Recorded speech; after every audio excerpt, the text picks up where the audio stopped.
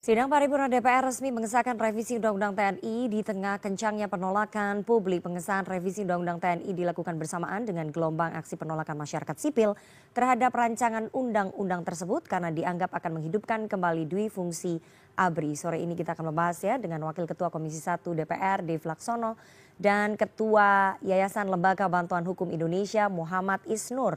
Selamat sore Mas Dev dan juga Mas Isnur. Mungkin sambil kita tunjukkan juga ya situasi terkini di DPR ini seperti apa. Ternyata meskipun sudah disahkan dalam sidang paripurna, aksi demonstrasi menolak pengesahan revisi Undang-Undang TNI ini masih berlangsung. Mungkin bisa ditampilkan di layar sambil kita berbincang dengan dua narasumber saya. Saya mau ke Mas Dev terlebih dahulu ya. Mas Dev, revisi Undang-Undang TNI akhirnya disahkan tanpa ada penolakan dari satupun fraksi di DPR. Pengesahan ini tetap dilakukan meski banyak penolakan dari masyarakat. Pertanyaannya ya Mas Dev, kenapa DPR tetap kekeh mengesahkan? Kenapa nggak menunda dulu pengesahannya? Ya karena semua proses sudah dilaluin, semua tahapan sudah dilalui sesuai dengan aturan di dalam perundang-undangan untuk membuat sebuah undang-undang, right to be heard, right to be explained, itu semua sudah disampaikan, sudah diproses, dan yang jadi kekhawatiran masyarakat yang dikatakan kembalinya dui fungsi TNI atau dui fungsi ABRI, terus juga keluar dari fungsi militer, menguasai lagi kehidupan sipil, itu kan semua tidak. Bahkan justru sebenarnya dengan adanya undang-undang ini lebih melindungi supremasi sipil, lebih memastikan supremasi hukum tetap berjalan. Karena apa? Karena ditegaskan dan dipastikan bahwa hanya ada 14 KL yang bisa diduduki oleh personel TNI aktif. Dan yang di luar itu, ya, siapapun itu, ketika personel TNI mau menduduki jabatan di luar kementerian tersebut, ya harus mengundurkan diri. Begitu. Jadi ya ini justru bahkan menjaga pertumbuhan demokrasi di Indonesia. Oke, artinya menurut DPR karena sudah sesuai prosedur, sudah mendengar meskipun ada penolakan ya nggak apa-apa jalan terus gitu ya Mas Dev ya. Tapi kan ini ada suara-suara masyarakat ya, nih. Penolakan tuh, ya inilah, kalau penolakan suara masyarakat itu ya itu adalah hak masyarakat untuk menyampaikan aspirasi. Kan, tapi ya yang menerima kan juga banyak, yang setelah dijelaskan, setelah disampaikan, dan setelah mengerti juga jumlahnya juga sangat banyak. Dan memang ini juga sesuai dengan kebutuhan dan masyarakat untuk kita tetapkan agar mereka itu yang lembaga-lembaga pemerintah ya seperti BSSN, Bakamla, BNPT, lalu Badan Pengelola Perbatasan, itu semua kan di istilah personel TNI tapi hanya berpayungkan kepada Kepres. Nah, dengan ada undang-undang ini memberikan kepastian hukum kepada mereka. Nah, dan ketika ditanya bagaimana ketika personel TNI melakukan pelanggaran pidana apapun itu ya itulah makanya adanya Jampitmil ya, Jaksa Agung Muda Pidana Militer. Jadi bila mana ada prajurit TNI yang terlibat kasus pidana, ya dapat proses secara hukum sesuai dengan undang-undang yang ada. Gitu. Oke baik, saya mau ke Mas Isnur terlebih dahulu. Mas Isnur, menurut DPR, menurut Komisi 1 ya udah itu haknya masyarakat kalau memang mau menolak pengesahan revisi Undang-Undang TNI. Tapi dari masyarakat sipil bagaimana melihat bahwa pengesahan ini dilakukan DPR tanpa menghiraukan penolakan dari masyarakat sipil, Mas Isnur? Iya, gini Mbak, undang-undang itu kan dibuat untuk memperhatikan dan menjawab kebutuhan rakyat secara keseluruhan. Seharusnya ketika buat undang-undang itu membahas, mengkaji apa yang selama ini menjadi masalah. Masalahnya apa sih yang selama ini muncul di mana-mana dalam TNI yang sering ditemukan? Yang pertama adalah soal proses peradilan militer. Mandat dari reformasi adalah bagaimana itu diperbaiki peradilan militer. Karena selama ini di mahkamah militer tertutup dan orang berbuat kejahatan pidana umum tapi di pidana militer. Itu mandat reformasi diperbaiki dan itu nggak diperbaiki. Tidak pernah ada pembahasan perbaikan reformasi peradilan militer. Yang kedua, sekarang ada banyak praktik misalnya terkait pelibatan TNI dalam banyak sekali acara-acara seperti misalnya penggusuran, acara-acara pengamanan perkebunan, pengamanan BUMN, itu operasi militer selain perang, tetapi itu tidak diatur. Dan akhirnya apa? Banyak sekali berkonflik TNI dengan rakyat di mana-mana. Ini malah nggak dibahas di di undang-undang ini. Bagaimana membatasi banyak sekali satuan-satuan yang melakukan MOU dengan tentara, tapi nggak dibahas evaluasi. Nah ini gimana pembahasannya? Yang ketiga, tadi Pak Dev cerita bahwa sekarang malah lebih baik karena dibatasi kalau mau menjabat di sipil harus mengundurkan diri. Itu peraturan yang sama, yang lama juga seperti itu. Cuma 10, yang sebelumnya ada 10, sekarang 16, 15 ya. Artinya 14. sebenarnya ya, yang sebenarnya juga udah ada juga peraturannya. Praktiknya kan bablas tuh dilewati. Ada banyak yang diisi dan melanggar Undang-Undang 34 2004 ya. Oke. Dan ada juga peringatan, nggak ada sanksi juga buat mereka gitu. Harusnya praktik itu yang ditegaskan, praktik itu yang dibahas. Nah sekarang membahas hal-hal yang menurut saya justru menjadi membingungkan. Misalnya gini Pak Dev, di pasal 7 sekarang ada OMSP ya, Operasi Militer Selain Perang. Diatur ayat 2-nya itu oleh kemudian PP atau Perpres. Pertanyaannya, ada peraturan undang-undangan disusun membuat pilihan-pilihan yang seperti ini, nggak ada kepastian. Harusnya jelas PP saja gitu. Karena kenapa? Karena ini bisa membuat semakin lepas kontrol dari DPR terhadap OMSP. Kalau yang sebelumnya DPR terlibat dalam politik penentuan OMSP, sekarang nggak jelas ini. Diserahkan sepenuhnya kepada Presiden. Artinya apa? Membuka peluang sangat lebar operasi militer perang kepada Presiden. Kontrol DPR akan semakin berkurang di sana. Nah, selebihnya ada lagi soal proses ya. Menurut saya harusnya ini kan masih ada waktu. Kenapa sih terburu-buru gitu? Kenapa sih harus bulan Maret ini? Padahal kalau masih ada waktu untuk dialog lebih panjang lagi, menjawab aspirasi itu lebih baik tentu. Oke, baik.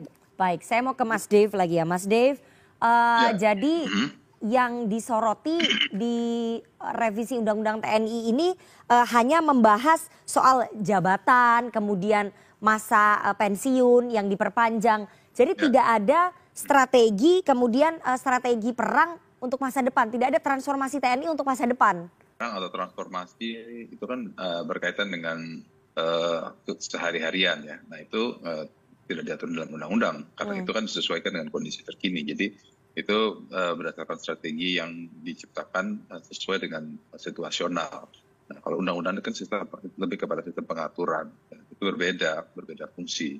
Jadi memang tidak akan diatur dalam undang-undang karena itu diatur di dalam strategi-strategi dokumen-dokumen rancangan jangka panjang, menengah ataupun pendek yang dibuat oleh pemerintah, gitu. Nah kalau begitu berkaitan juga dengan modernisasi, terus juga pembentukan kodam-kodam baru ataupun juga pembentukan batalion-batalion. Nah semua adalah rancangan jangka pendek, menengah dan panjang, dan juga nanti akan dibahas dengan DPR karena itu kan berkaitan dengan anggaran yang kita buat secara bersama-sama, gitu. Oke. Saya mau ke Mas Zainal Arifin Mohtar ya yang sudah bergabung ya. Mas Zainal Arifin Mohtar, menurut kacamata Anda, menurut analisis Anda, apakah proses legislasi revisi Undang-Undang TNI ini tepat atau berpotensi cacat prosedur ya?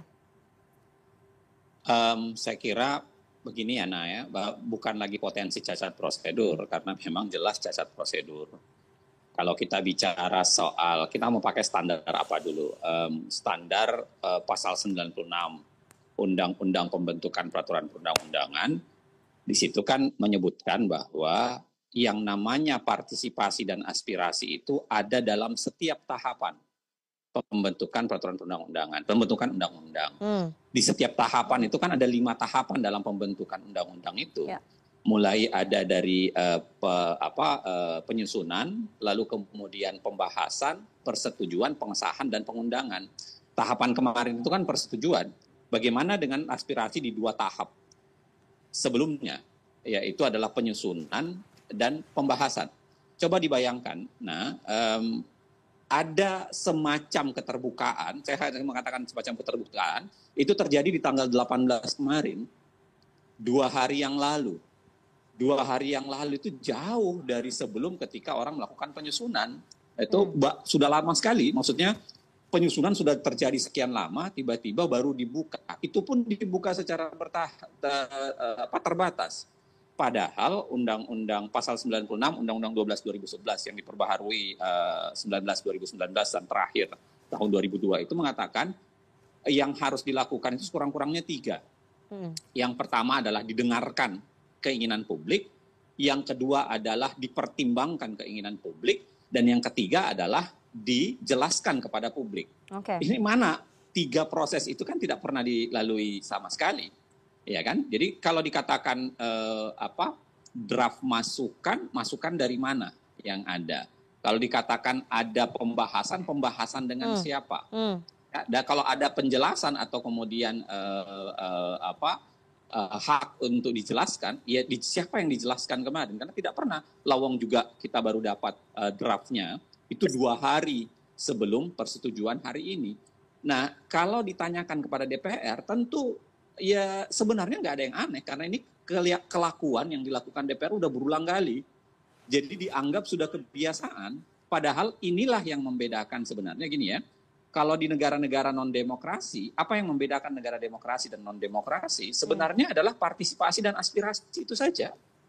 Karena ketika nyusun undang-undang, apakah mereka pakai riset, mereka pakai pendapat ahli, mereka pakai pendapat para politisi, mereka kemudian meminta kepentingan-kepentingan yang mau dituangkan dalam undang-undang, saya kira sama. Tapi yang membedakannya adalah aspirasi dan partisipasi. Dan itu yang tidak ada. Yang kedua, satu lagi, kalau kita lihat, coba baca baik-baik naskah akademiknya. Naskah akademiknya itu tebalnya 20 halaman, ya. Dan coba dibaca baik-baik, itu banyak lompatan pemikiran yang nggak jelas di dalamnya. Itulah kenapa harusnya ada partisipasi dan aspirasi, karena di situ akan ada ruang perdebatan yang cukup untuk mengatakan, betulkah TNI kita mau dibawa ke ranah yang tepat. Belum lagi tentu saja kalau kita bicara soal kebutuhan TNI. Mohon maaf ya, nggak ada kebutuhan TNI dikaitkan dengan 3 hal ini. Apalagi kalau kita bicara soal kebutuhan reformasi TNI, apalagi kalau kita bicara soal kebutuhan reformasi di bidang pertahanan dan keamanan negeri ini. Oke, saya mau ke Mas Dev. Mas Dev, respon DPR bagaimana ketika produk legislasinya ini, Undang-Undang TNI disebut cacat prosedur? Ya, nanti kan masukan yang baik dari Pak Zainal. Tentu ada info yang untuk bisa kita menyempurnakan ke depannya.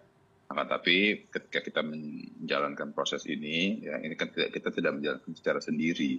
Kita menjalankan bersama pemerintah dengan baik dari Kementerian Pertahanan, Kementerian Hukum, Kementerian Keuangan, terus juga melibatkan sejumlah ahli. Bahkan kita juga sudah mendengarkan pandangan dari banyak tokoh-tokoh ataupun juga baik dari purnawirawan, dari para guru besar dari kampus-kampus yang terus kita serap aspirasinya untuk kita jadikan bahan untuk memperkaya materi dalam menyelesaikan revisi undang-undang ini. Ya, tentu masukan ini kita terima untuk kita terus memperbaiki proses ke depan. Baik, saya mau ke Mas Isnur. Mas Isnur, dengan potensi cacat prosedur, apakah kemudian koalisi masyarakat sipil akan mempertimbangkan menggugat Undang-Undang TNI ini ke Mahkamah Konstitusi? Iya, Rifana, kita tuh menyesalkan ya praktik seperti ini, praktik yang terus berulang dari revisi KPK, Undang-Undang Cipta Kerja gitu. Nah, kita sudah bosan juga ini melakukan judicial review terus akibat kekeliruan hal seperti ini. Kalau tadi Mas Dev cerita akan memperbaiki masa depan, saya pikir tidak bisa seperti itu. Harusnya setiap undang-undang diperhatikan baik-baik. MK sudah ngasih warning berulang kali dan sudah juga beberapa kali dinyatakan inkonstitusional. Harusnya janganlah kayak gini terjadi lagi gitu loh. Kayak nggak belajar dari hal masa lalu gitu. Nah, untuk kedepannya kami belum berdiskusi ya, karena kami harus diskusi dengan teman-teman baik itu pemohonnya, baik itu nanti substansinya, dan akan seperti apa gitu. Jadi kami belum mempertimbangkan secara serius sekarang apakah judicial atau tidak gitu. Tapi kira-kira itu adalah sebagai sebuah opsi ya. Oke. Dengan Oke, jadi opsi untuk menggugat ini ke Mahkamah Konstitusi, Mas Isnur? Ada, tapi kami belum menentukan mau apa tidak gitu. Oke, Mas Dev, bagaimana kemudian responnya jika produk legislasi DPR lagi-lagi digugat ke Mahkamah Konstitusi ini? Ya, ini sekaligus terakhir ya, karena saya harus pindah ke berikutnya. Ya, MK itu adalah salah satu hak daripada masyarakat untuk menyampaikan, ya sama seperti demonstrasi yang terjadi sekarang ini. Itu adalah hak daripada masyarakat yang dilindungi secara undang-undang. Jadi bila mana dirasa itu menjadi kebutuhan, itu tidak akan DPR halangi, tapi justru di sana akan kita sampaikan juga, kita jelaskan juga, kita kita paparkan prosedurnya seperti di mana dan tuntutannya seperti apa, akan kita buktikan bahwa memang tidak ada yang kita sembunyikan, tidak ada yang kita halangi. Justru undang-undang ini memang tujuan untuk melindungi demokrasi di Indonesia dan memastikan pertumbuhan supremasi sipil itu tetap terjaga, pertumbuhan demokrasi itu tetap terbangun, dan juga masyarakat tetap dilindungi dan militer penuhnya di bawah kekuasaan sipil. Oke, baik. Terima kasih Wakil Ketua Komisi 1 DPR RI, Mas Dev Laksono sudah meluangkan waktu untuk CNN Indonesia. Kita akan lanjutkan ya dengan Mas Zainal dan juga Mas Isnur. Saya mau ke Mas Zainal. Mas Zainal, seberapa besar kemudian peluang Undang-Undang TNI ini akan digugat ke MK dan peluangnya untuk dibatalkan oleh Hakim MK menurut Anda? Saya sebelum masuk ke situ ya, saya mau bilang sebenarnya sebelum Mas Dev keluar gitu, saya sangat membenci sebenarnya proses ugal-ugalan legislasi macam ini. Lalu kemudian di ujungnya mereka selalu bilang bahwa silahkan bawa ke Mahkamah Konstitusi. Seakan-akan bahwa DPR itu mau seugal-ugalannya aja, mau seselebor apapun bikin legislasi seenaknya, toh nanti akan ada MK gitu. Itu kayak menghilangkan kewajiban DPR dan pemerintah untuk bikin undang-undang secara baik. Padahal ada asas-asas yang harusnya dia perhatikan ketika membuat undang-undang, itu harusnya dilakukan secara baik. Tapi kan yang terjadi seakan-akan tidak gitu. Mereka mau buat seenaknya, lalu kemudian mereka di ujungnya mengatakan silahkan ke Mahkamah Konstitusi. Dan itu pun seringkali Mahkamah Konstitusi kita ketahui ya, dia tidak sepenuhnya bisa kita anggap lepas dari kepentingan politik dalam berbagai hal. Putusan MK sendiri menurut saya punya problem. Dan itu barangkali yang membuat kita harus berpikir 2-3 kali membawa ke MK, karena alih-alih untuk mendapatkan undang-undang yang lebih baik, jangan-jangan MK berubah menjadi stempel yudisial untuk membenarkan keburukan yang dilakukan oleh legislasi. Nah, tapi apapun itu, ya sekarang ini kan tahapnya baru persetujuan antara pemerintah dan DPR. Tahapan setelahnya ini kan penandatanganan nih, pengesahan oleh Presiden.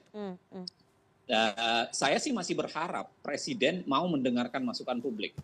Setidak-tidaknya tidak menandatangani, walaupun tidak menandatangani itu nyaris tidak punya efek apa-apa ya.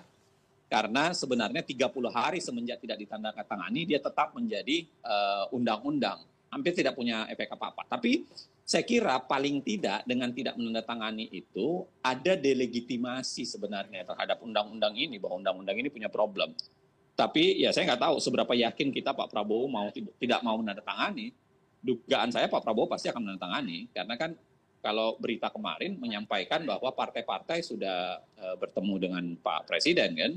Ada bahkan Komisi 1 bertemu dengan Pak Presiden, bahkan kemudian sudah jelas-jelas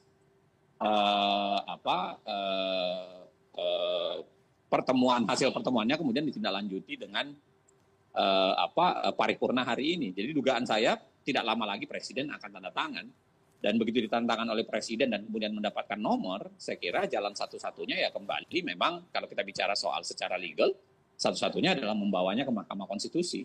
Dan itulah yang harus kita pikirkan segera gitu menurut saya sebagai teman masyarakat sipil untuk membawa ini ke Mahkamah Konstitusi dan mencoba menyelesaikan undang-undang yang buruk ini. Oke, baik. Mas Isnur, terakhir ya, kalau Mas Zainal meyakini bahwa Presiden akan tanda tangan Undang-Undang TNI yang baru saja disahkan di DPR. Jadi menurut Koalisi Masyarakat Sipil, Presiden pasti akan tanda tangan, dan apa kemudian langkah selanjutnya untuk mengantisipasi kekhawatiran bahwa ini akan mengembalikan TNI ke duifungsi tadi? Sebenarnya gini Mbak, sebelum undang-undang ini ada pun duifungsi masih berlaku. Sehari-hari kita bicara. Yang namanya komando teritori, Kodam, Kodim, Koramil itu hidup sehari-hari. Mereka ada di masyarakat. Dalam penggusuran, dalam kasus pengusuran Rempang, dalam pengusuran warga, dalam berebut lahan, semuanya ada. Bahkan dalam pengawasan keagamaan, misalnya kasus Ahmadiyah, itu masih banyak tentara hadir sana-sini. Jadi duifungsi ini sehari-hari belum dicabut. Yang kedua, dalam kasus di mana tentara melakukan kesalahan, misalnya kasus Basarnas, kasus misalnya pembakaran jurnalis di Karo, kasus pembunuhan polisi di Lampung, semuanya dihukum dengan hukum militer, itu masih berarti masih berfungsi, fungsi dia masih belum menghormati hukum sipil gitu. Nah, mana ke depan? Ke depan ini bagaimana praktik di luar hukum, di luar undang-undang yang ngakali undang-undang. Banyak sekali MOU dengan BUMN, dengan kepala daerah dan lain-lain. Itu kan melanggar undang-undang. Itu adalah operasi militer selain perang, tetapi praktiknya nggak pakai undang-undang. Jadi ada undang khawatirkan, kita bisa uji pasal-pasalnya, tapi ada praktik luar undang-undang yang dia ngakali, dia melangkahi, itu dibiarkan aja. Dan ini yang lebih besar lagi di lapangan, situasinya lebih berat lagi gitu. Teman-teman Rempang sekarang, mereka terancam diusir rumahnya, didatangi oleh tentara karena Korem di sana kerjasama dengan BP Batam. Nah, bagaimana mencegah juga hal-hal yang terjadi di lapangan udah out of control dari undang-undang. Demikian. Baik. Kita akan lihat nanti seperti apa ke depannya karena aksi penolakan masih terus berlangsung begitu ya terhadap pengesahan revisi Undang-Undang TNI. Tapi di sisi lain tampaknya pemerintah tetap jalan terus untuk memberlakukan Undang-Undang TNI yang baru saja disahkan. Terima kasih dua orang narasumber yang sudah